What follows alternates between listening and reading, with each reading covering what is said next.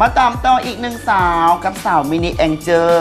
ได้ว่าเป็นอีกหนึ่งสาวที่ทรงบทเพลงเป็นกำลังใจให้พ่อแม่พี่น้องที่ประสบภัยน้ำท่วมกันอยู่ในตอนนี้ส่วนว่าผลงานเพลงนี้จะเป็นยังไงเอาเป็นว่าไปติดตามกัน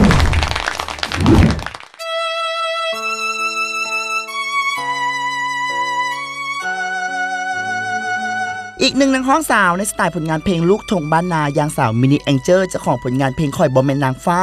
ก็ลุกขึ้นมาปล่อยผลงานเพลงใหม่เป็นขวัญกำลังใจให้พ่อแม่พี่น้องที่ประสบภัยน้ำท่วมทางภาคกลางตอนใต้และภาคใต้ของลาวในปัจจุบันนี้กับผลงานเพลงนี้ห่วงใยที่ปล่อยออกมาให้ได้รับฟังกันแล้วในอาทิตย์ที่ผ่านมาซึ่งเป็นปลายประกาศของทางอาจารย์บุญถมพันธมาลีสำหรับผลงานเพลงนี้ขอมอบเป็นความกำลังใจให้พ่อแม่พี่น้องที่ประสบภัยน้ำท่วมกันอยู่ในตอนนี้จงสู้ๆต่อไปและตอนนี้มีผลงานเพลงนี้มาฝากกันกับผลงานเพลงห่วงใย